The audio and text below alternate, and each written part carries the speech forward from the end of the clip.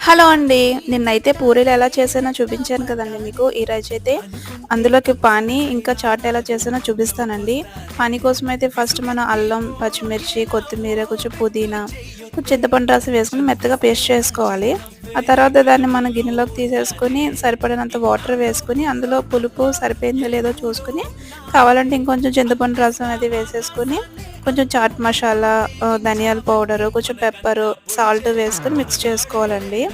అంతే. మనకు తర్వాత చాట్‌కైతే ఉడికించిన బంగాళదుంపలు, అందులో సన్నగా కట్ చేసుకున్న ఉల్లిపాయ ముక్కలు, కొత్తిమీర, అందులో కొంచెం కారం, సాల్టు, ధనియాల పౌడర్, జీరా పౌడరు, చాట్ మసాలా వేసుకొని మిక్స్ చేసుకోవడమే. ఇలా సింపుల్‌గా మన ఇంట్లోనే చేసుకొని తిందామండి. బయట పానీపూరి తినడం వల్ల చాలా హెల్త్ ప్రాబ్లమ్స్ అయితే వస్తున్నాయి. ఈ మధ్యన చాలా చోట్ల అయితే బ్యాన్ చేసేసారు కదా!